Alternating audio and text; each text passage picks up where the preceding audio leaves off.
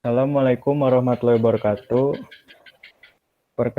Kami dari FRI 104 akan presentasikan final report praktikum APSI dan BASDAT. Next.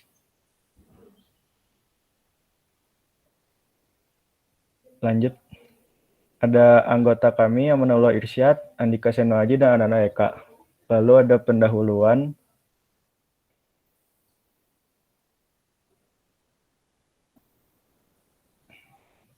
Lalu ada studi kasusnya. CV Kumlot adalah perusahaan yang rumah tangga yaitu cutting board. Pabrik kami lokasi di Padalarang. Produk ini utama Smart Cutting Board yang berarti talenan pintar. Perusahaan kami ingin membuat sebuah sistem informasi yang dapat membantu karyawan cutting board oleh perusahaan. Sistem berbasis web ini memudahkan staf untuk membeli material, mengelola transaksi, dan melakukan pengadaan secara online. Next. Gambaran secara umum tentang sistem yang akan dibuat untuk memenuhi kebutuhan para pekerja CV Kumlot, dan terakhir menentukan komponen-komponen yang akan dimasukkan ke dalam sistem berbasis.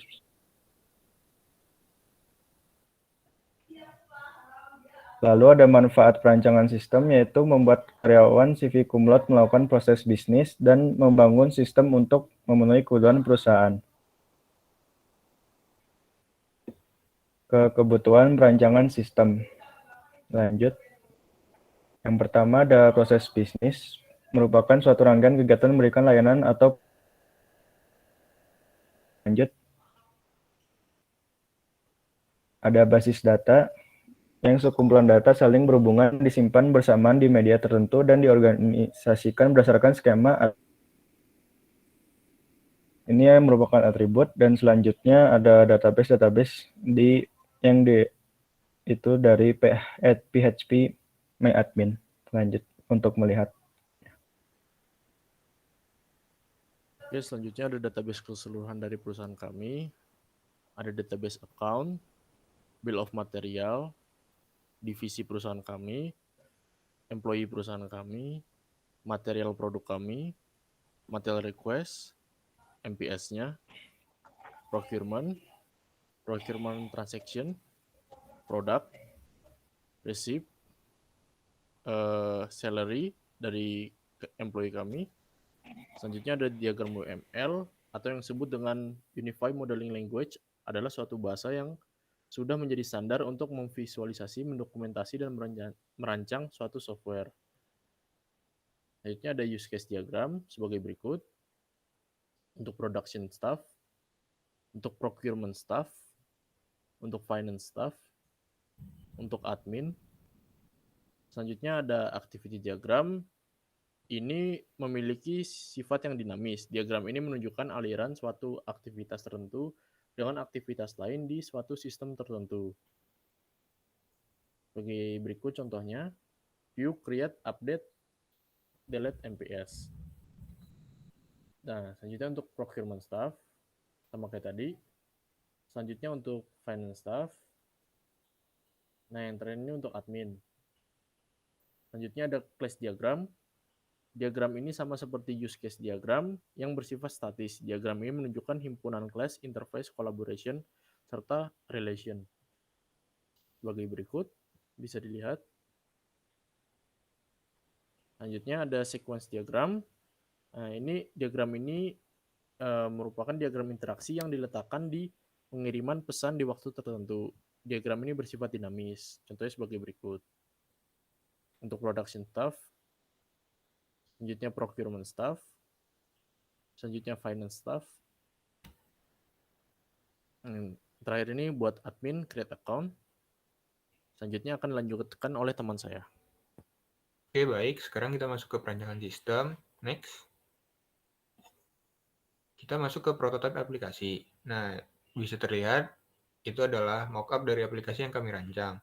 Mockup sendiri merupakan suatu bentuk visual dari konsep desain datar yang ditambahkan efek visual agar suatu konsep desain yang sudah dirancang sebelumnya dapat terlihat apabila sudah diaplikasikan menjadi bentuk nyata. Mockup ini membantu untuk melihat apakah desain kita sudah baik atau masih kurang.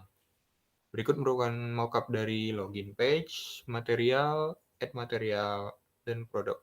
Next. Juga ada sama. Next lagi. Ada input BOM, ada MPS list. Next. Dan ada employee salary dan add procurement.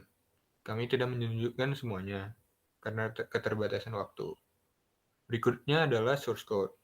Source code sendiri adalah sekumpulan pernyataan yang ditulis dalam bahasa pemrograman komputer yang dapat dibaca manusia. Dengan source code inilah pemrogram dapat berkomunikasi dengan komputer menggunakan instruksi yang sudah ditentukan.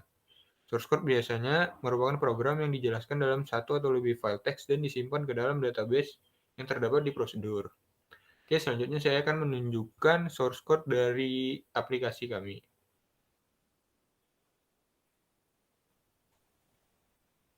Oke, apakah sudah terlihat, teman-teman? Sudah. Baik. Yang pertama, kita masuk ke PHP dari aplikasi kami. Ini untuk menyambungkannya ke database yang ada di php-myadmin. Berikutnya ada codingan untuk login, seperti berikut. Lalu kita ambil contoh masuk ke add account untuk admin. Di sini ada codingannya. Lalu ini untuk read data account. Lalu untuk di sistemnya, di sini juga ada add account. Selanjutnya kita ambil contoh yang lain untuk update-nya. Di sini ada update account. Lalu ada di sistem juga ada update account. Seperti berikut. Dan kita juga bisa delete account seperti berikut. Nah, rata-rata sebenarnya sama. Saya cuma menunjukkan beberapa saja tadi. Seperti kayak ada procurement transaction, ada receipt, dan lain-lain. Oke, selanjutnya kita masuk ke demo aplikasi. Berikut merupakan page awal dari aplikasi kami. Lalu kita coba masuk sebagai admin. Oke. Sebagai admin, kita bisa menambahkan account employee. Seperti ini, misalnya kita bisa add employee. Kita juga bisa edit employee. Misalnya bank account-nya diganti menjadi seperti ini. Lihat sudah terganti. Selanjutnya, di admin juga bisa melihat account. Lalu kita coba masuk sebagai production staff.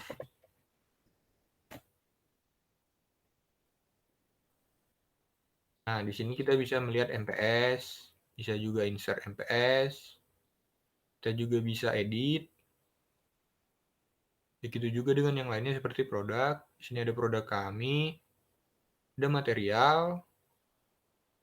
Di sini bisa request material. Di sini masih waiting. Di sini begini requestnya.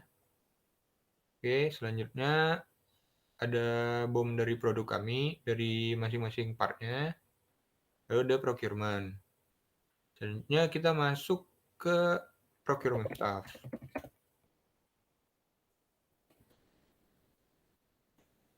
Oke, di procurement juga mirip-mirip.